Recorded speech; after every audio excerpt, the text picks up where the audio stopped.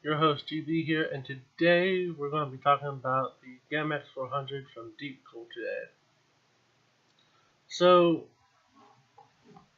this little package today is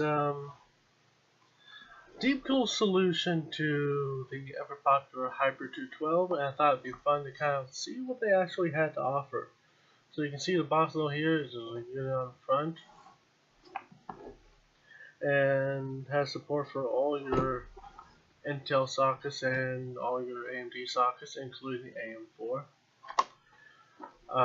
No surprise there. As we open up the box, let's see, very traditional packaging. Spoiler, I actually already did unboxes, but as it were, I will say I am not actually impressed with the packaging, and you'll see why in just a second. So, if we open up the main package here, we can actually see the heatsink and fan is actually right there. So we just pull this out.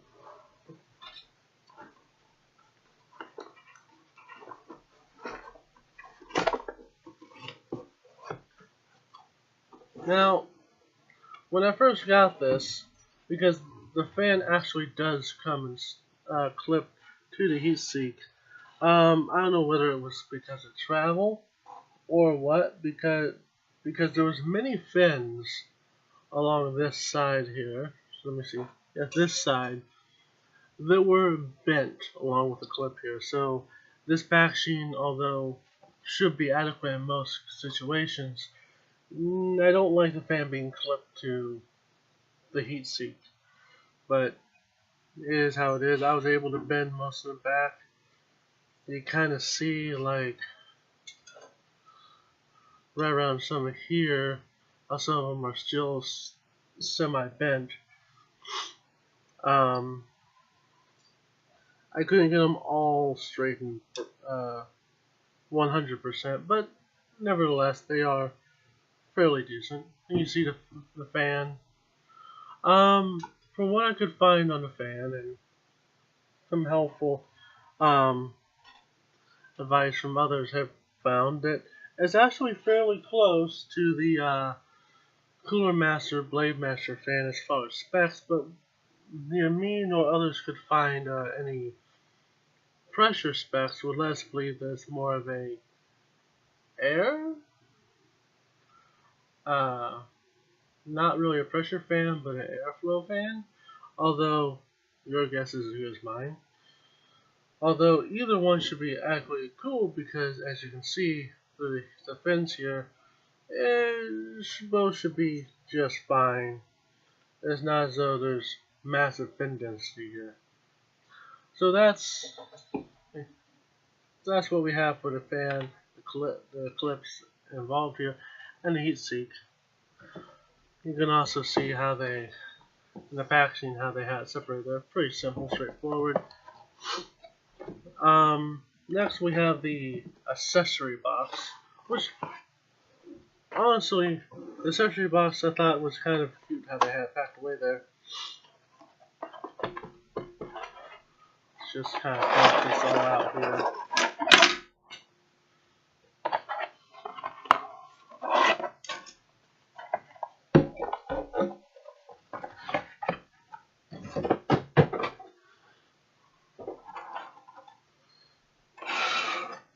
And we have our, what looks to be our socket 2011 and as such brackets. We have our AMD brackets.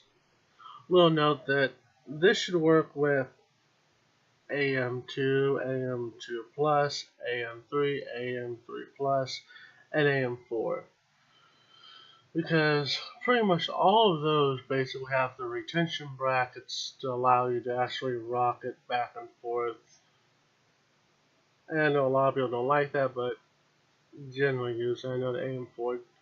I've seen boards that do have those. I've seen boards in the early phase of Ryzen boards with AM4 that don't, but usually you can find the tension brackets sold separately if you do not have those. So this should work with your AM4 for Ryzen Gen 1 and Gen 2 if you so desire. And then you have your mainstream Intel push pins. And then if you want more fan power, you have little extra fan clips right here. And then you get a little baggie with thermal paste, and be careful not to lose these. 4 tiny, if you can see this, 4 tiny little screws in a nice little baggie. And that is all you get in a nice little box. However, we will be using our own thermal paste. We'll actually be using some bulk thermal paste instead, because one thing I do not like about this solution for thermal paste is that once you open this, you cannot seal this back up. And so if you do not use this all, you have to throw it into the trash, unfortunately. So that's all that's in the box, and we'll be shortly with some. Before I get into results, I wanted to take some time to actually talk about what I found. And what I found is I was not prepared to actually how hot my CPU was going to be with the cooler. Now, this is partially on me, and this could partially be on the chip. I do not necessarily blame the cooler, because this could possibly be an inadequate application for the cooler as what I put on. So, we'll just get into it, and I will just talk about it.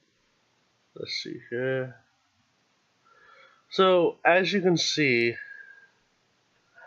it did fairly okay running stock, and it went a full 20 minutes, and it just went just under 70°C, and it did alright. Now, to be honest, running stock at that lower voltage, I was a little bit shocked. I thought it'd be more in the mid or lower 60s, to be totally honest with you. I didn't think it would hit like the close to 70s.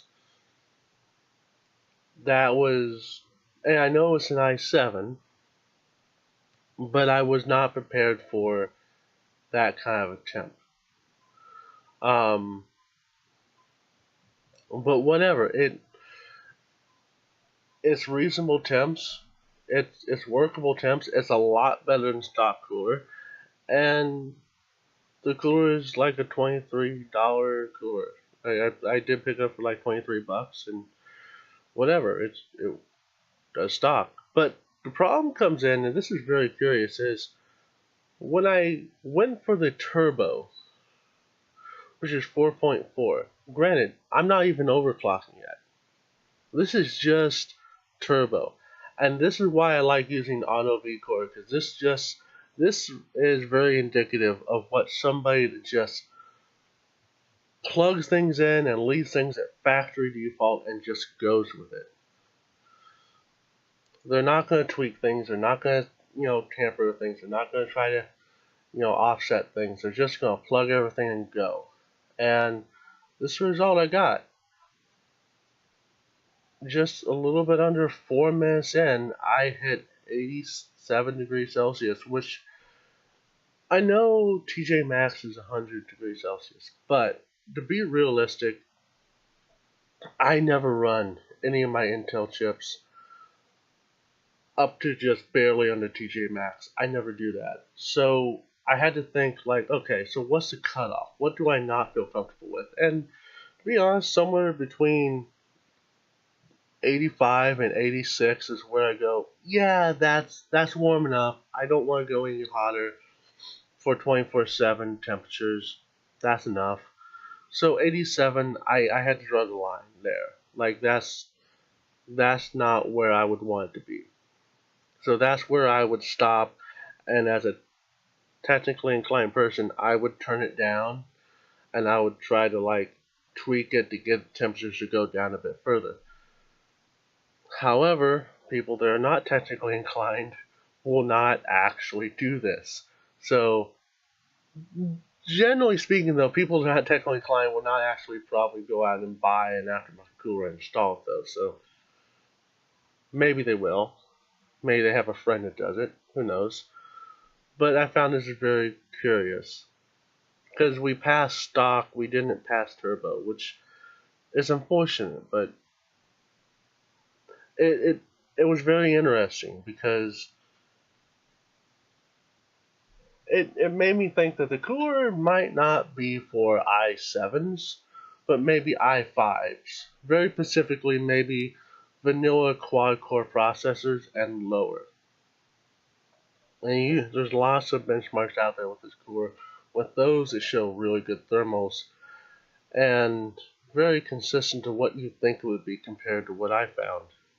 Now, as I was asking around before I brought these thermals up, and I was looking around, and as my 4790K is using is not soldered, is using trim inside the die. It could be that maybe trim just went bad or something like that, but it's, I don't know, like, I wouldn't find it, like, the logical conclusion of that would be to just delit it, add better thermal compound, seal it back up, and then use the $23 aftermarket cooler, but that seems a bit absurd. So, yeah, I can see where it would be a good cooler, but not for the i7, apparently. The i7 is just a bit too unruly. So, yeah, that's kind of my verdict on that. On a side note, though, let me get rid of this. On a side note, though, one thing I have found, and I was going to criticize some of the packaging or some of the other things.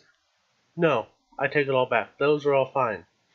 I found something that was a lot worse on this cooler that I would gladly pay a few more bucks for this cooler if Deepcool actually fixed a few of these problems.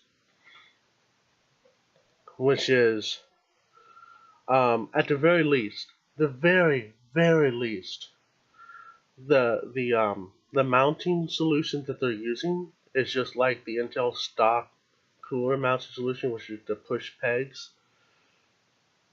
Interesting enough, the plastic that they're using is so flimsy and so thin that I had ridiculous amounts of problems with those pegs, the little plastic bottom parts of it, bending out of alignment when I went to go push it through the motherboard. So I constantly had to pull out the pegs, re-straighten, and re-push through constantly.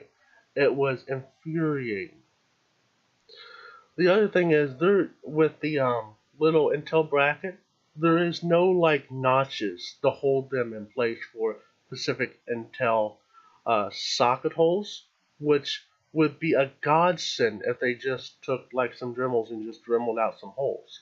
Granted, you can probably do this at home, but these are little things that mean a lot. If the plastic on the pegs were a little thicker and they're a little bit ruggeder, at the very least, I would pay a few more bucks just for that.